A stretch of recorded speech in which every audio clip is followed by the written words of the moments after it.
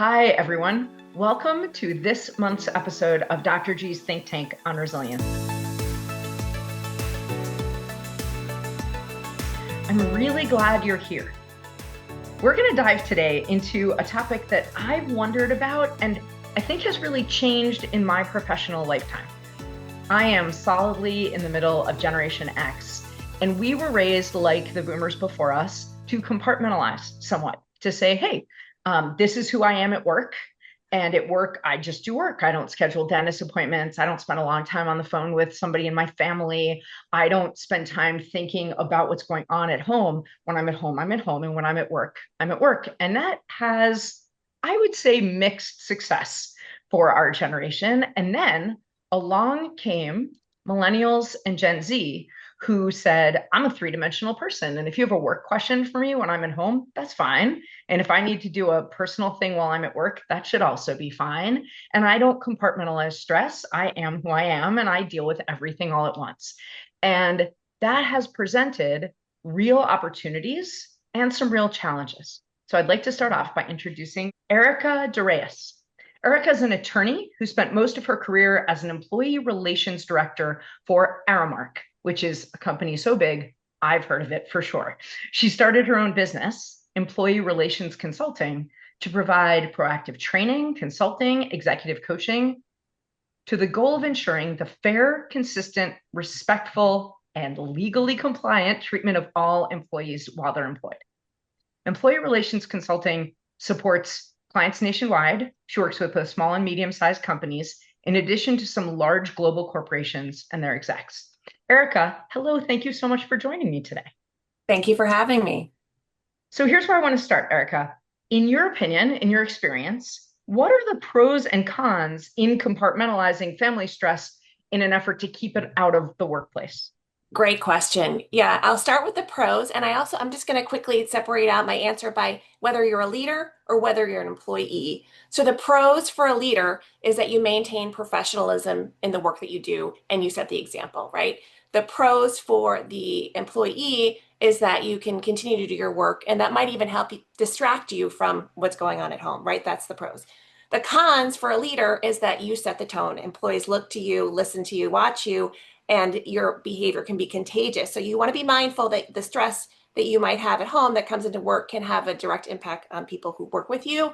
And then for employees, again, your work could suffer, but additionally, the cons is you may not get the help that you could get if you were to speak up and say, I'm going through something. Yeah, so that's the pros and That cons. makes sense. And I take your point that like as a leader, and a lot of people who are listening or are going to listen to this, they're both. They're somebody's employee and they're also a leader over others. Mhm. And it's really interesting because when you lead anybody or even just mentor somebody, maybe in the org chart, there's nobody directly under you, but you're mentoring people or you've been there longer and they're looking to you, you're always teaching, whether you mean to be or not. If you're doing a decent job, they're thinking, well, then I want to be more like Erica. Erica never mentions home. I guess I'm not ever supposed to mention home. Or Erica does nothing but complain about this. I know that all these things about her aunt, a woman I've never even met. I guess Mhm. that's what I should do too. So we are always modeling, I think, in the workplace. It's a great point. Okay, so now let me introduce you to our other amazing guest. Ruchi Koval is a family and parenting coach and motivational speaker who has inspired personal transformation in thousands of people. She's the co-founder and associate director of the Jewish Family Experience, which is an innovative community in Cleveland, Ohio. She's been an educator for 2 decades. She leads self-development groups for adults as well as teens and mentors educators around the world. Ruchi is also a musician, mother of 7, and grandmother, so she knows something about family, and is the author of 3 books. I've been lucky enough to work with and learn with Ruchi for the past several years. Ruchi, hi, thank you for joining me today. Hi, thanks for having me. I'm excited to be here. So I wanted to ask you the exact same question. In your experience, what are the pros and cons in compartmentalizing family stress to try and keep it away from work? Yeah, so for sure, everything Erica said, I concur. Just over and above that, I would just add, um, keeping your home at home and work at work I feel gives you a greater sense of identity, because a lot of times I feel we become identified by our family stress. And when we can like throw ourselves into our work, it's like, no, there's actually more to me than whatever is going on at home. I'm more than just, you know, a mother or a wife or a daughter. I am also a professional, and I have these talents and I have these strengths, and I'm bringing value to the world.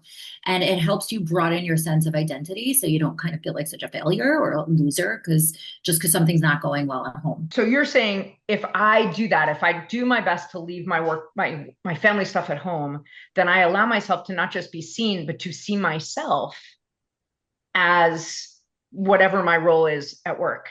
I'm talking about primarily self-identity here. Yeah.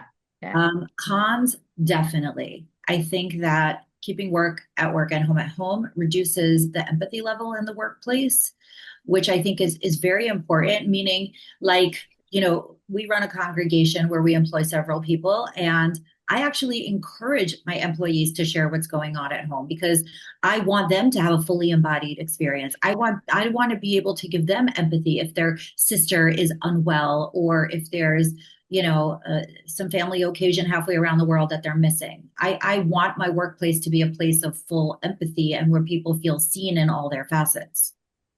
That makes sense to me. And one thing that we haven't really touched on, but I think it's central to what you're both saying, is that it depends on the mission of your work, right? Mhm. Like, let's say you work at a counseling center, right? Then even you, this decision about what to share, how much to share, will bleed over into the people that you're serving.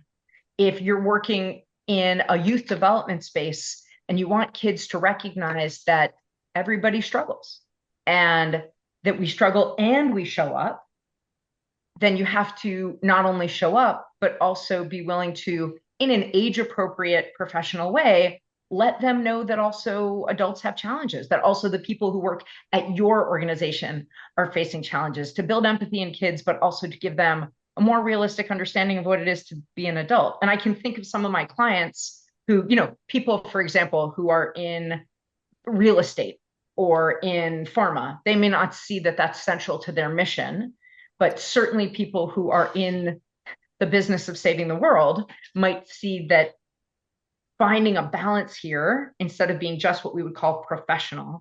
And Erica, this is something I want us in a little bit, not quite yet, to dive into, which is it's very important to be professional. What does that mean anymore? But let me get to our central question for today while I let Erica stew on that for a second. And Ruchi, I'm going to start with you. I hope that's okay. So here's what I really would like us to try and suss out. How do you stay resilient in the face of family strife? So that's kind of part one of this question. And in the workplace, what, if anything, should employees or colleagues do to help someone who is struggling with family things while they're at work?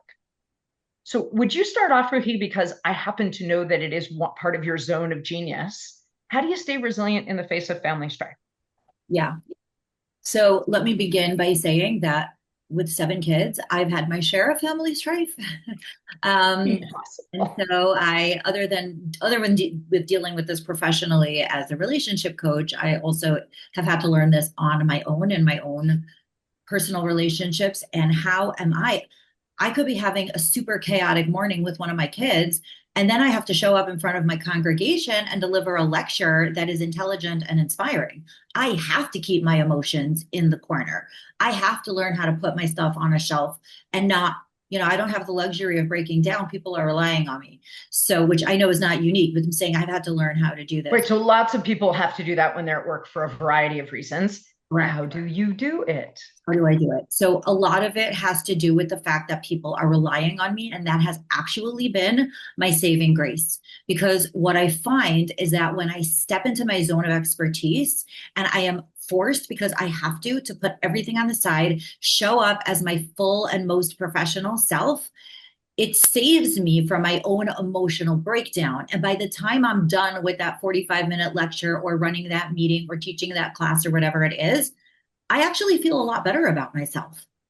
And I feel like, oh my gosh, you know what? My life actually is okay. It's true that I have a few pockets of stress and they may be significant, but that's not my whole story. There's a lot more to me. Look at me being successful. Look at me bringing value to the world. Look at the people that I'm benefiting and helping through my work. So it's by making myself do the thing that I remind myself that I am successful, I am proficient, I am able to show up even when things are not easy. I am able to show up successfully. That makes me feel really good about myself, and it inevitably lifts my spirits. I have often said that work has given me the space to step up and kind of rise above the difficult things that may be going on in my personal or private life. It broadens the whole scope of who I am instead of being super laser focused on my problems.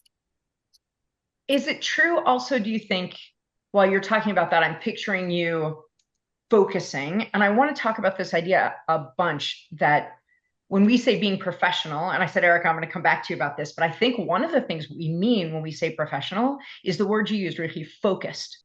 You're not someone who's worried about someone in your family or hurt by something that happened or uncertain about next steps, but you are choosing to aim your attention at your expertise, not because forget you, I'm never going to deal with you, but because right now this is where I get my attention. And I wonder if in a little bit of that, one of my kids plays sports as his main thing. And he's said to me that one of the things he loves, especially about basketball, is no matter how stressed he is about something that's very important, like that we would all agree was very hard or very important, when he plays, when he stops playing, he realized he was able to forget about it for a while and come back to it differently. And I wonder too, if it forces you, if that focus actually lets that worry or that anger or whatever it is rest. I think it just gives it less oxygen for a temporary period of time, and by the way, that doesn't necessarily mean that I'll never reference it in the workplace. Like I can remember one day, this goes back about 5 years ago, one of my kids who has special needs had to go to an alternative school. And we had to pull him out of his regular school. And the morning that I dropped him off at this special needs school was really, really hard for me. It was a very low day in my life. And I took him and I brought him in and I sat in my car and I cried for a half hour.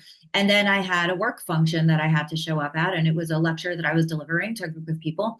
And I made a conscious choice. It wasn't impulsive, that I was actually going to share what had happened to me and put it into perspective. So I didn't record, I waited. I didn't record the class for this part, but I just started off because there were people in the room and then there were people who were joining remotely. And I just said to the people in the room, because I didn't want it recorded, I said, listen, I just want to let you guys know that I've had a rough morning and my child started in a new school and it's been a painful transition. And I just sat in the car and I cried for a half hour. But I just want you to know that I'm grateful to be here with all of you. And I'm happy. This is like the balm for my soul. And this is what I do. But I did just want you guys to know that, partly because my eyes were red and my nose was swollen. So I was like, I'm not going to pretend that nothing's happening in my life. And I feel like that selective vulnerability allows me to show up as a more real human and to make it possible for the people I lead to also show up as real humans. But again, it goes back to the focus that you were saying, Debbie, which is that doesn't mean I'm incapable of focusing. I've shared with you, I'm giving you a little bit of context for who I am today. And now I'm going to put it to the side and I'm going to move forward with the responsibilities that I have and the deliverables that I promised you. And it was I believe that it was very powerful as a leader to show people that that's okay. And it doesn't have to be either or. Like either don't say a word about it or let it leak all over your work. It doesn't have to be either or. Yeah, that's true. That idea of selective vulnerability, or I wrote down vulnerability with boundaries. Yep. That's, I think, really valuable. Okay, so there's a second part of this question, but Erica, I'm going to come to you because speaking of zone of genius, this idea of, so first let me just ask, and I mean it as more than a yes or no question, but should employers or colleagues take a role when it's clear to them that somebody is struggling? Oh, absolutely. Of course, if it's clear to them that someone's struggling, oh, absolutely. I mean, organizations need to get involved in and letting their employees know about the resources they have available. Organizations also need to take a role by empowering their leaders with the tools to support their employees. So leaders need to be coached and empowered with knowledge on, hey, leaders, if you have employees that come to you in stressful situations, here's the resources to offer them. Let them know about our employee assistance plan. Let them know they can go to HR. Let them, know about all these resources. What So if they don't come to you? if they don't come, what do you mean? They're just kind of a mess. If they're just kind of a mess, I mean, I think I always tell people focus on the work and focus on the job duties, right? So if it's Mhm. your job duty to do some task and the task is not getting done, meet with the person and say, hey, Susie, yesterday, we were expecting those reports and we don't see them in the system. Is there something going on we should know about? And then Susie may tell you or share with you, or someone may come to you. Also, as a leader, if you don't feel comfortable, let HR know, hey, I'm concerned. Help guide me, help coach me if you have HR. Also, coworkers, coworkers are usually the first people that people go to, right? And they confide in them and they have their work friends. And, let the person talk to you, take them for a walk, get some coffee. Like there's lots of things but absolutely, I always say, if you see something, say something. And that's what people say for safety concerns at work, see something, say something. But I say the same for emotional stress when it comes to like discrimination or harassment. When people feel fearful at work, see something, say something. Someone seems like they're off or need help or support. See something, say something. I think, but you carefully though. To your point, I Yeah. don't want you to go and say, "Is there something wrong with your family, or do you have a disability, or are you mentally You seem like you're unstable, kind of or a did you take your mess. meds today?" Like, no, Right? no, no. Like you might, I've got some, Xanax. We can pass it around. No, I think the idea is, you spend a lot of time at work, right? And so you want to be a sincere and good human, and you want to show care in a respectful way, which is there anything that you need from me? Is everything okay? Not what's wrong with your family, what's wrong with you. There was some recent research that showed that people who see that they are in a caring, collaborative environment put in 6.7, almost 7 times as much discretionary effort Mm-hmm. as people who don't feel that. Yeah. So, a phrase that I've tried to use, and I wonder, I am looking for a little feedback because I supervise a team of medical providers at work at the health center, and saying, is there something we should know about, especially because I work in a really multicultural environment. Our patients speak 62 languages and our staff speaks 20, just to give you sort of a sense.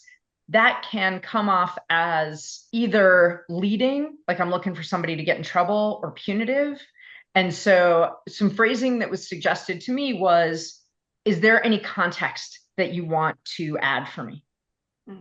Right? Like this thing was supposed to be done and it wasn't. Or, and so context you can add is anything from, listen, I'm sorry, my mom's in the hospital, whatever, or I couldn't get you this because the person who was supposed to hadn't gotten me their thing. Like, it could be anything. It could be, my computer locked. It could be, Mm-hmm. do you remember that we had that power outage? Like, it could be anything. And so, just like with my own teens, I'm looking for a way to get more information without and neutralize their immediate assumption that they're being judged to the best of my ability. They will still feel judged. They will still be worried about their job. That's Mm-hmm. how our brains work in the face Mm-hmm. of any sort of question. It's any sort of change. But the thing, Ricky, I actually, after I heard you say something, I started saying to my kids when they would start to tell me, they would tell me something and I would want more information, but not want them to feel judged. I would say more words. Like, that's all I'm not like, what do you mean by that? Or what's wrong with you? Or I don't understand. Just say more words. I want more words, please. Yeah. So in a workplace, this is the kind of thing that I've tried to say. I hear your suggestion that people focus on impact, behaviors and impact in the workplace, as opposed to, I heard in the break room that there was some infidelity in your family. Do you want to tell me about it? Like, that's not helpful. Mm-hmm. But I wonder, when somebody is managing to do their job, and right now what I'm worried about is burnout, right? So somebody is still managing to do their job. They're getting it done. There's no deficiency I could point to. There's no poor behavior towards another person I could point to. And yet, because I've noticed changes in them, they're just much quieter in the lunchroom. Like, they're still appropriate with our the people that we face and that we serve. They're still kind and professional, the people that they work with. They seem to be grinding their teeth. they look very tired, like things that they can still do their jobs. They may be doing their jobs very well. Is there an employer way or a colleague way to appropriately say, you just don't seem okay? Mhm. Yeah, I would say I always tell people seek help from experts such as HR. Like if so from a company US, from a company way, and then from a coworker way. From a company way, and if you're a leader, ask HR for help. Like, should I approach this person? Let me give you the situation. And if you do, rely on what they say. Also, from an employee, colleague way, it's the same thing. Just saying, hey, you all right? Like anything you need from a colleague way. The other thing that is really helpful that people don't like to single someone out and say, hey, what's wrong with you? Are you okay? Is I'm a big fan of this whole EAP for the companies that have employee assistance plans that provide mental health support for free and all sorts of things, is to have a group or team meeting and just out of the blue, like you're not targeting it at someone, but say, hey, this time of year I feel really stressed. I just want to let everyone know the resources we have if anyone else feels the same way, to everyone, right? And open the door and give that an option. Like I'm all about giving people options. They might not feel comfortable sharing with you. So give them an option to call someone on their own, or reach out to HR and ask them, is it something that maybe you're fearing there's some type of mental health concern that's serious? It depends, everything's, Erica, will you be our HR for a minute? it Because depends. It some depends. companies don't have HR, is what I'm Yeah, saying. I know. So Yeah, if exactly. you're a leader in a small company or Mhm. you're an employee at a smaller company and there is no HR, Yeah. any other suggestions? I would just say, you know, I'm here, just checking in, making sure everything's okay. And I think I would just, you know, leave it like that. I think you have to be, I would be careful to say more. Again, and it depends on your relationship with the person. It depends on, are they a colleague? Are they a peer? Are they above you? So I think just be mindful of your role, because you can be intimidating if you were a leader of them. If you're at the same level, I think you would probably have more leeway to be like, hey, are you okay? Like I noticed at lunch you seemed a little down, like you're quieter than normal. I think you just have to gauge the situation. There are some people who are struggling and they're trying very, very hard to hide it and they don't want to talk about it and they don't want to be approached about it. And then there are some people where it's literally right there. And like, if you literally look at them kindly and you're like, hey, are you okay? Boom, that's all they need. And, they'll start crying and talking to you. So I think also like some people are just waiting to be asked and some people are really hoping nobody will ask. Yep. No, and I will say, as a leader, it's hard to, or even a colleague, it's sometimes hard to know which is which. But I don't think that, I wonder what you would think of this, Erica. I don't think it's ever inappropriate to just look at somebody compassionately and be like, hey, are you okay? Mhm. And then let them take the lead after that, and if Yes. they're like, yeah, no, I'm fine, I'm good, yeah, everything's Yep. good. Okay, Yes. then they're sending you a signal that they prefer not to have this conversation, or maybe they're afraid that they're going to cry and be judged and be viewed as unprofessional, right? And for some people, they were literally just waiting for somebody to show care and concern. Mm-hmm. Yeah, and So I just want to piggyback real quick on something you said. The key here, the total key, is the nonverbal. It's the Mm. saying it with kindness and compassion, right? The empathetic tone and facial expression and Yeah, body but they language, don't think right? they're in trouble, Yeah, exactly. Just Am I like, in hey, trouble? Are you mad at me? Am I slacking? yeah, exactly. Just that's so critical, though. Your tone and how you ask that is critical. Like, and that's what you started out with. And I just wanted to highlight how important that is. Ruchi, then starting off with, I really appreciate how well you're doing your job and wanted to ask if you're okay. Or even, I mean, I do this with my teens because sometimes I'll say to my teens, like, hey, can I talk to you? Their immediate question is, am I in trouble? Hmm. What I do. Like, why do you think you're in trouble? Like, Yeah. what? Right. So, even saying you're not in trouble, just Yeah. wondering, are you okay? Yeah. I don't know. Yeah. Again, it depends. Erica's so right. It depends on the nature of the relationship and the culture of the company, but just kind of letting people off the hook right away. I'm not upset at you. I'm not mad at you. You're not bad. You're not in trouble. You're not getting penalized here. I'm just giving you compassion, Hmm. you know? Erica, what about reaching out in a way that they could either answer or ignore, meaning not face to face verbally, but a quick message in a Zoom chat or on your Slack or whatever, like a text? Is there any advantage to, hey, you definitely don't have to answer, but if you are wanting to talk about anything, I just wanted you to know I'm here? Yeah, I think I would be careful with that only because you lose tone and context in text and Mm. email, and that's the biggest. And it goes back to in this moment, it really the tone and context is critical. And someone gets a text that says, "Hey, just checking in, making sure you're okay." It depends again on so many things. I think it could and you could phrase it like I'm checking on everyone on the team this time of year, making sure everyone's okay. It's a stressful time in everyone's life. I just want to remind everyone I'm here for them if they need anything. But and put it in the context I'm reaching out to everybody and reach out to everybody. Don't just say I'm reaching out to everybody, but just remind everyone I'm here for you if anything should, you need anything. I do think it's a lot easier to fake it when you get a digital message. When somebody's actually looking in your eyes, it's much easier to lie and pretend Mhm. that things are not okay. And the truth of the matter is, like, you were saying before, Debbie, that like, well, it really depends on, what kind of company you have. If you have a real estate or a pharma company, you might not. I actually don't necessarily think that's true. I think that if I were the CEO of any company, I would want to show up as an empathetic leader. First of all, because that's in alignment with my values, and also related to the research that you shared, that people who are emotionally, I forgot the words you used, but that they put in 6 to 7 Caring more. and collaborative. Yeah. Yeah. So when people feel seen and respected in a company, they want to stay in that company for longer. So even in a sense, like, maybe even not saying, just offering like another perspective, I'm checking in on everybody, but specifically, I see you. You seem a little down. Are you okay? Like, this is not just like a whole general company wide thing, but actually, I'm paying attention to you and your signals. Are you okay? If that were me, I would feel so seen and respected. I would feel a lot less likely to leave that company because we know that company loyalty is at an all-time low. Millennials and Gen Zers are, they're hopping from company to company often, depending on what works for them. But when you're in a company where you feel emotionally validated and supported, it becomes a lot less incentivizing to leave. That is certainly true. Hey, so we got a question. How do you gauge asking, are you okay, if you should do that as a leader in private or more in public so that others understand your demeanor, then feel like maybe in public they'd feel it was less intrusive? What do you think, Erica? I always say private. I mean, I just don't want to put anyone on the spot. I would definitely err on the say in the side of private. But I appreciate the idea.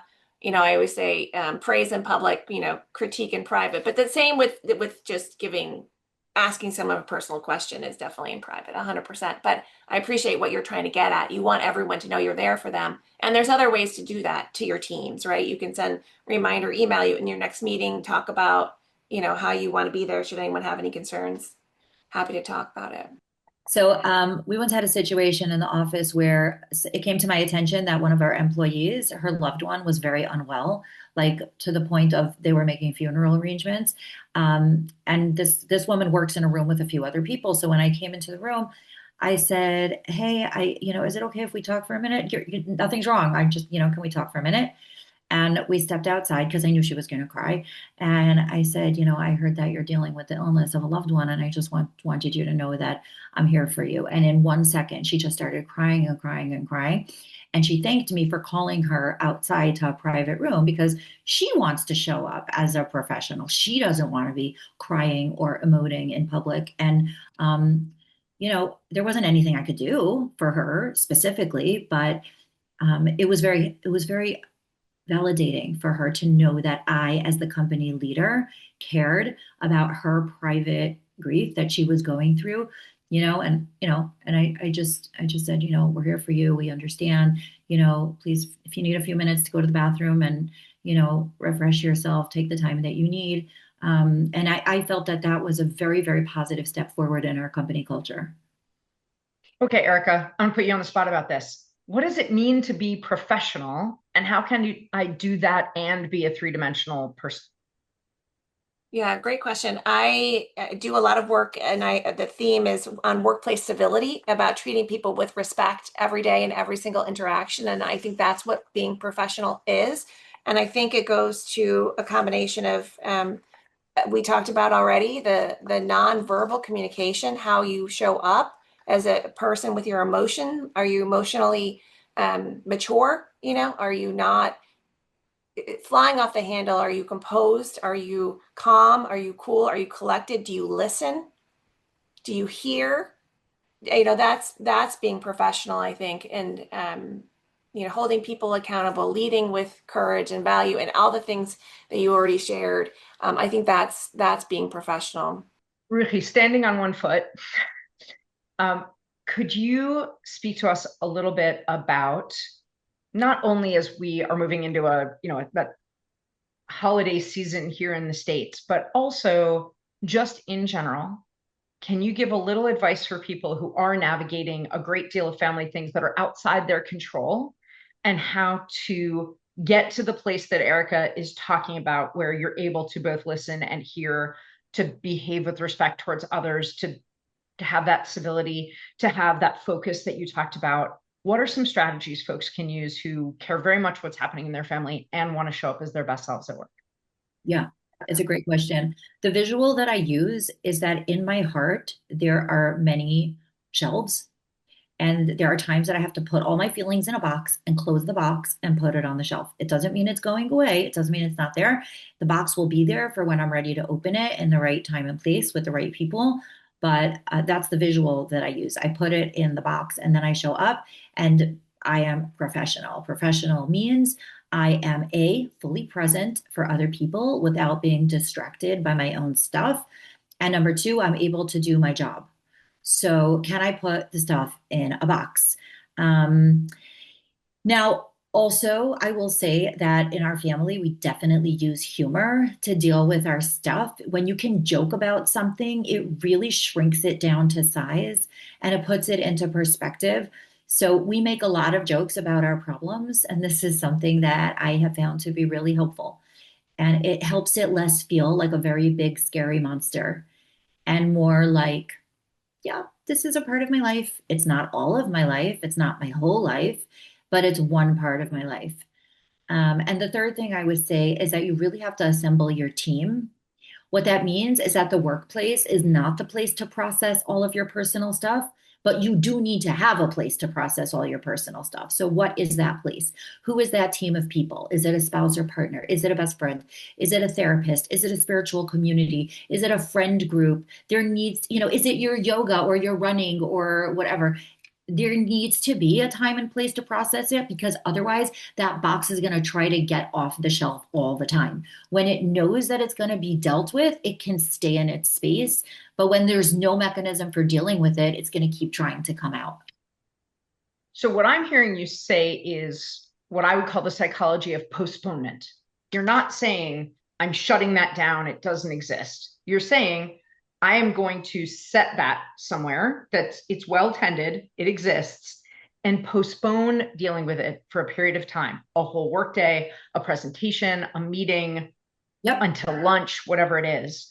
Yep. I have heard and felt myself when I work training younger staff for organizations that they can be pretty offended by the idea that they should be asked to postpone their feelings, right? Their feelings are their feelings. And you can't always control how you feel. You need to be able to control how you behave, to your point, Erica, about, being respectful, being civil, those things. But do either of you have some suggestions for leaders who want to explain this idea of processing not everything all the time, everywhere you exist, but like having personal stuff, or even difficulty with your supervisor or whatever, your feelings, processing your feelings later or at a different time, or focusing where I need your focus now and we will get to that later, without them feeling like you had talked about, Ruchi, like that they're not seen and they're not valued? Yeah, I think your question is a hard one in that I would never advise a leader to tell someone, oh, come on, put those emotions away, get back to work. And I don't think that's what Ruthie was suggesting. I think she was saying that's how she was. No, she's saying what she does herself. Yeah, what she does herself. But I think there's other people who don't have the regulation of their emotions, and or it's so overwhelming that it does come out of work. And one of the things I was going to say for leaders, that if you are a leader in a leadership role and you're experiencing stress and you're fearful it's going to impact how you show up at work, and you're fearful you might say something or have a negative tone, invite your team and tell your team, hey, I'm having a really hard time at home, like with whatever right now, personal stuff. Like if I snap at you or if I come off as rude or inconsiderate, please call me out on it. Like bring it to my attention. You need to invite people to let you know if you that shows I'm vulnerable. I'm not perfect. I'm gonna mess up. If I mess up, or I may not mess up, but if I mess up, can you guys let me know? Because I'm so distracted I may say something curtly and not realize it. But if you call me out on it, it really helps, saying I'm vulnerable, please help me, hold me accountable. And I think with employees, the same thing, like they can say, hey, boss, and they may not necessarily come to you and say, I'm having a hard time. But as a boss, if you start to see them unravel, that's when take them aside and say, hey, do you need to take a break? And depending on the severity and some of the things we can get into later about things that people can do, schedule time off if they need, whatever, things like that. But yeah, I don't know if that answers. Later would be now. What can we do? Schedule time off. What Yeah. else? Oh, schedule time off. Schedule if you have a really tough assignment or something that you during a period, like for example, if you really stress out between Thanksgiving and the holidays, don't schedule some like new venture or new thing that you have the power to control that when you do it, right? If you're, you know, as much as you can ease up your schedule or keep things repetitive or do things at work, just make sure to be the timing of when you could plan your work accordingly. Plan what you would need to work on. Get the hard things out of the way, maybe before the holiday, because after the holiday you're going to be frazzled. Be thoughtful and mindful of that. But yeah, schedule time off if you also need that.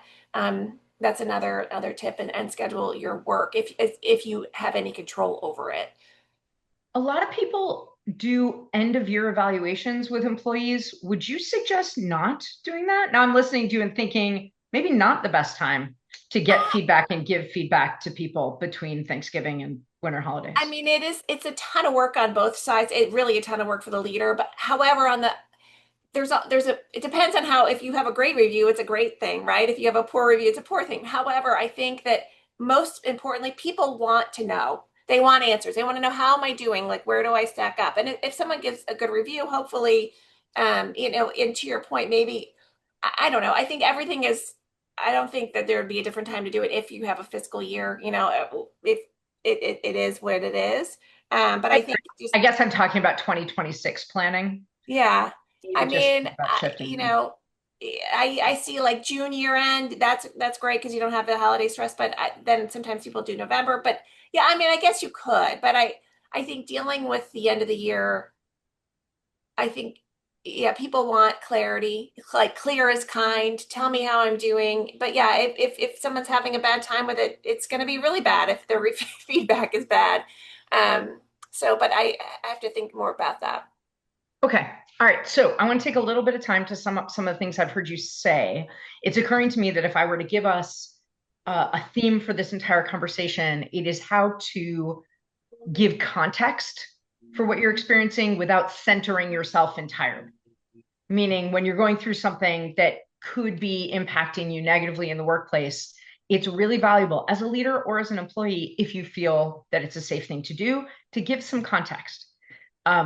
That vulnerability with boundaries, or that you called it selective vulnerability, Ruchi, where you say, I'm going to let you know, I'm not going to record this, or I'm not going to give more information than I would be comfortable with my family knowing I shared, or I'm not going to give, whatever it is. You don't have to, that honesty does not equal total transparency, but giving that context as a way of helping everybody at work be more successful, not as a way of being like, you shouldn't tell me anything you don't like about me because I'm going through it right now.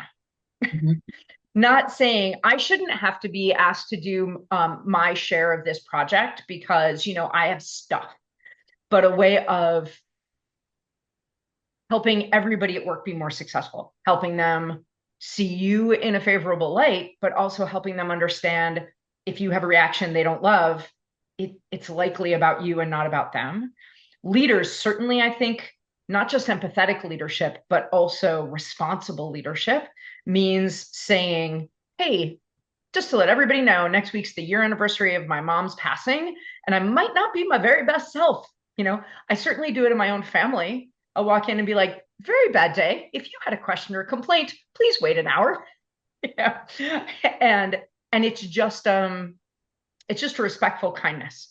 We talked about how being professional, which can feel like a really daunting standard, means being focused on your work, not at the exclusion of being a person, but doing your best to bring your focus to your work, to be civil, to be respectful, but also recognizing that when you are going through something really difficult,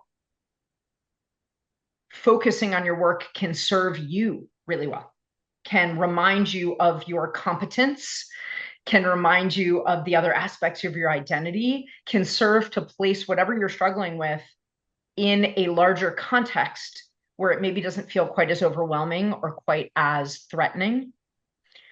The only thing I wanted to add before I ask you my last question is that from a neuroscience standpoint, it's important to use when language, not if language about this stuff.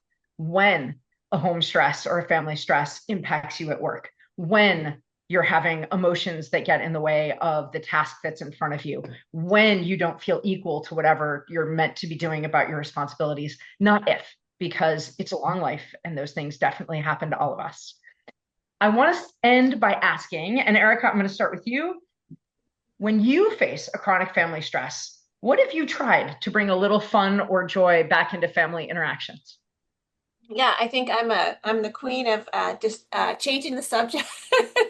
But I always try to think of a story that everybody likes or a time we can remember. Not just like what's the weather or let's Yeah, how yeah, about yeah. that? No, but like, oh, hey, remember, guys, last year when we did this, but usually but the other thing is we're hosting a lot of people over the holiday this year and a lot of different families, different personalities, and I give options. So in one room we have the football game on, right? In one room we have, games and people who want to interact. Then there'll be a group of people who go for a walk, right? So I think to have options because not everyone wants to play that family game because we like to play cards and gamble for quarters or whatever, and some people want to be quiet and don't want any more people time, so I think And that way, but when joyful and great uncle Horatio starts talking politics in one room, you can be like, oh, look, board games. That's yeah, for me. I'm going to exactly. go. So I think options to try to meet and it's fun. Like it's fun for some people to watch football. It's fun for people to like gamble. It's fun to go outside, so that's how Your I've strategy is choices. yes. I love that. Okay, Ruchi, how about you? When you're facing chronic family stresses or your clients are, what suggestions do you have for bringing a little fun or joy into those interactions? So, first of all, most of the people who call me for coaching are mothers of teens and adults, and they find themselves getting very consumed by their family difficulties. And what I'll ask them is, who are you as a person outside of being a mother?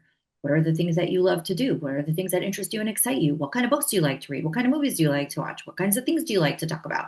And a lot of times they forgot all of that stuff because they're so consumed by the family crisis. This is especially true in the sandwich generation, where people are taking care of complicated teens and adults while also worrying about their elderly parents and sometimes actively caring for them as well.